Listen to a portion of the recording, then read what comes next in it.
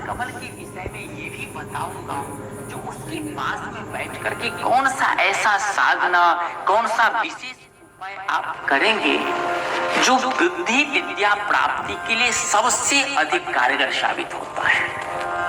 मान लीजिए आपके घर में बच्चे न पढ़ता हो, पढ़ने में मन न लगाता हो, उसका रिजल्ट सही से न आता हो, तो आप इस ब्रह्म कमल को लगा करके या जहां पर में ब्रह्म कमल लगा हुआ है वहां जाकर के इस प्रयोग को कर सकते हैं। एक रामबाण की तरह ये कार्य करता है ये प्रयोग। देखिए मैं आपको बता दूं, ब्रह्म कमल दो प्रकार का होता है।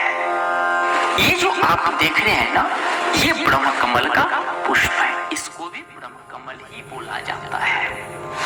और इसके सिवा ये जो आप देख रहे हैं ना, इसको भी ब्रह्म कमल ही बोला जाता है। तो इसीलिए मैं आपको बताया जो ब्रह्म कमल दो प्रकार का होता है। अभी तक सही ये निर्णय नहीं कोई लगा पाया जो आखिर ये दोनों में से ब्रह्म कमल कौन सा है। लेकिन मैं आपको कुछ श्लोक भी बताऊंगा, कुछ तथ्य भी, कुछ अंदाजा आपको लग जाएगा जो आखिर ब्रह्म कमल ये ब्रह्म कमल है या फिर ये ब्रह्म कमल है। तो आप हमारी बात को विशेष ध्यान से आज जरूर सुनिएगा। देखिए ब्रह्म कमल जो है, जैसे कि सूरजमुखी, गेंदा, डहलिया, कुसुम, भृंगराज, ये सब जो प्रजाति है तो इसी वंश का ये भी ब्रह्म कमल माना जाता है। ब्रह्म कमल भगवान की बहुत ही प्रिय भी माना जाता है। ये भगवान को अर्पण भी किया जाता है। ये चढ़ाने योग्य, यानी किसी भी देवी देवता को चढ़ा करके हम पूजन कर सकते हैं। ये पूजन योग यानी चढ़ाने योग्य जो है ये ब्रह्म कमल माना जाता है। ब्रह्म कमल का जिक्र हर एक जगह तो आपको देखने को नहीं मिलेगा, लेकिन कुछ धार्मिक पुस्तक ऐसे हैं जिसमें ब्रह्म कमल के विषय में दिया गया है। जैसे कि मान लीजिए एक ब्रह्म कल्प नाम करके पुस्तक है, उसमें दिया हुआ है ब्रह्म कमल के विषय में। तो ब्रह्म कल्प का जो पुस्तक है ना, उसमें किस प्रकार से श्लोक है, तो उसमें लिखा गया है, श्वेत कमले ब्रह्म पुष्प अज हरि हरा प्रिय दिव्य रूप स्वरूपाय पर्वत मंडल शोभिता। यानी ये जो ब्रह्म कमल जो है ना, ये श्वेत रूप का पुष्प है और इसी कारण से इसको ब्रह्म कमल की संज्ञा दी गई है। एक तो ये भी कारण है। दूसरा, आदि काल से ही जो है ब्रह्मा के नाम से जो पुष्प है उस पुष्प को ब्रह्म कमल ही बोला जाता है। कितने आदमी कह देते हैं जो भाई आदि काल में जो कमल पुष्प का जो उत्पत्ति हुआ था नारायण के नाभि से, है ना लिखा हुआ, जो नारायण के नाभि से कमल प्रकट भय आन, ताते पुनि ब्रह्मा हुए पीछे सकल जहान। यानी भगवान नारायण के नाभि से कमल उत्पत्ति हुआ, उसमें से ब्रह्मा जी की उत्पत्ति हुई। वो कमल नहीं है, ये धारणा आप हटा दें।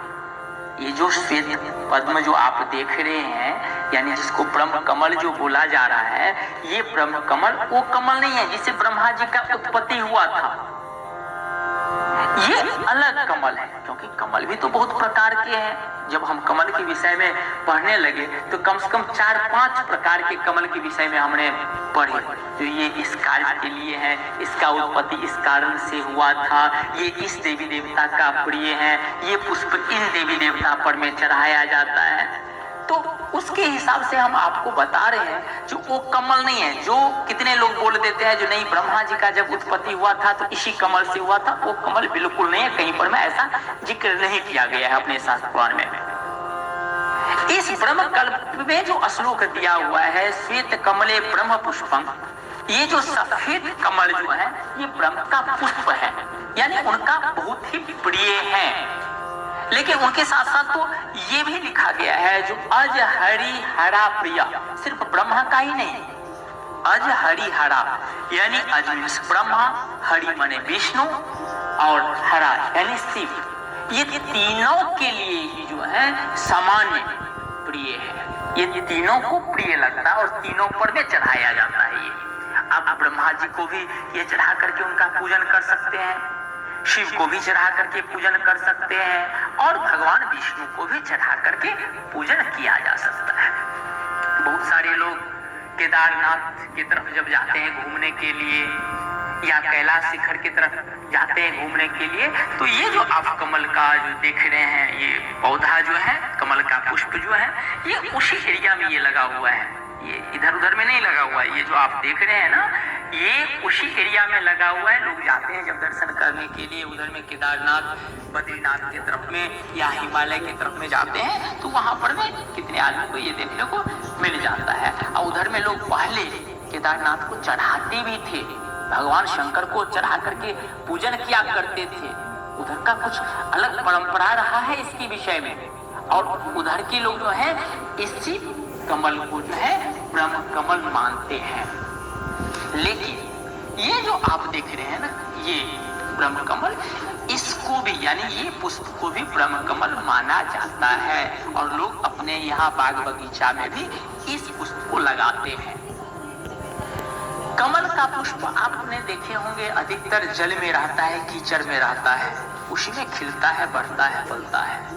लेकिन ये जो आप देख रहे हैं ना, इसको जल का जरूरी नहीं है, उतना जल होना ही चाहिए। जैसे कि मने हर एक कमल पुष्प के लिए होता है, जो कि अपने लोग जो कमल का फूल चढ़ाते हैं भगवान को और हर एक जगह मिल भी जाता है, जो कि पानी में होता है, ऐसा ये नहीं है।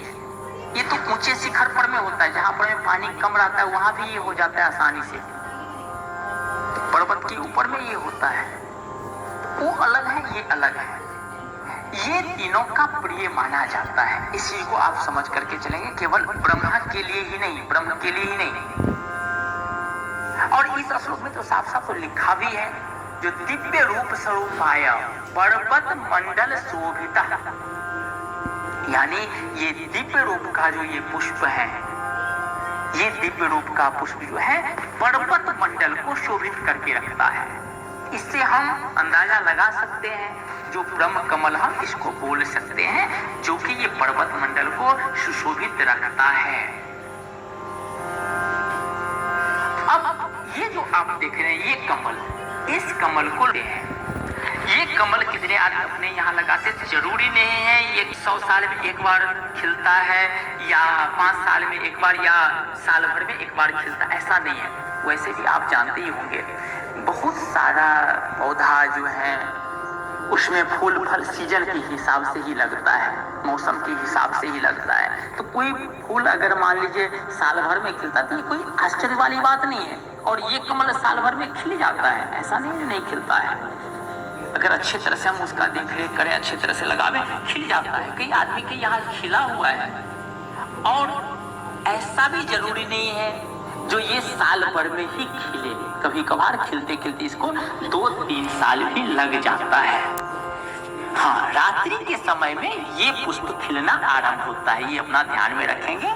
रात्रि के समय में यानी 10 बजे 11 बजे जो है ना, ये खिलना आरंभ हो जाता है, पूरा रात्रि खिला रहता है। और फिर जैसे ही सूर्य का प्रकाश पड़ने वाला होता है या सुबह होने वाला होता है, ये धीरे धीरे मुरझा जाता है, सिकुड़ जाता है।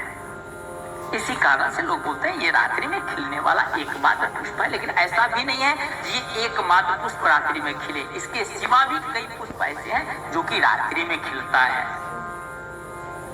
तो हम इसको भी ब्रह्म कमल मानेंगे। हाँ, ये भी एक अच्छा पुष्प है, अपने यहाँ लगाने योग्य पुष्प है, हम इनको भी ब्रह्म कमल बोलते हैं। इनका भी हम पूजन अर्चन कर सकते हैं, इससे भी हम पूजन अर्चन कर सकते हैं।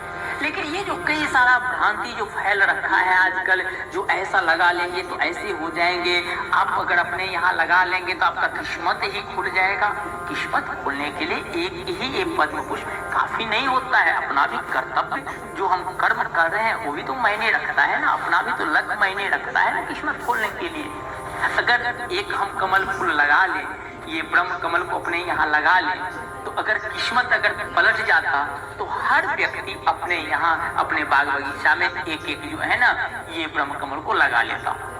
अब हम आपको बताते हैं आप किस प्रकार से साधना करेंगे, यानी ये जो प्रयोग है किस प्रकार से आप करेंगे। ब्रह्म मुहूर्त का समय होना चाहिए, यानी 3 साढ़े 3 बजे से लेकर के 5 बजे का बीच का समय होना चाहिए। और ऐसे ब्रह्म मुहूर्त में जाकर के आप वहां पर में करें, इस चीज का ध्यान में रखेंगे। इसका जो समय होता है ये प्रयोग के लिए ब्रह्म मुहूर्त सबसे अच्छा माना जाता है। दोस्तों, आपका स्वागत है हमारे इस YouTube चैनल में। दोस्तों, हर व्यक्ति चाहता है कि यदि उसके पास जगह है तो वह अपने घर के बागीचे में तरह तरह के पेड़ पौधे लगाए। लेकिन यह भी सच है कि उनमें से कई पेड़ पौधों का घर के आसपास होना अशुभ माना जाता है, और कई ऐसे होते हैं जो दोष अपने घर के बागीचे में तरह तरह के सफेद आसन पर में ही आप बैठ करके करें।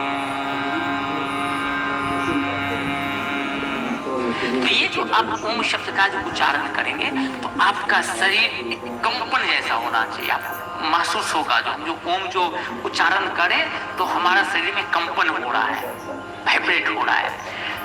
ये विद्या प्राप्ति के लिए ये सरस्वती जी का मंत्र है, जो कि ब्रह्म कमल के आसपास ब्रह्म कमल की सन्निधि में बैठ करके इसको किया जाता है और बहुत ही कारगर साबित होता है। बहुत ही अच्छा ये उपाय है, तो आप इस उपाय को कर सकते हैं। फिर से एक बार मैं मंत्र को दोहरा देता हूँ, आपको अगर हो सके तो वीडियो को रोक करके इस मंत्र को आप लिख लीजिए और एक बार इस मंत्र का प्रयोग करके आप जरूर देखिए।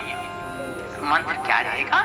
श्वेत पद्मासना देवी श्वेत रूप धारणी बुद्धि देहि में देवी ब्रह्म वादिनी नमस्तुते।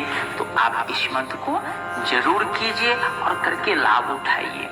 तो आप समझ गए होंगे जो ब्रह्म कमल किसको बोला जाता है और ब्रह्म कमल के पास में बैठ करके हम कौन सा विशेष प्रयोग को कर सकते हैं। तो आप इस प्रयोग को जरूर ही करके देखिए।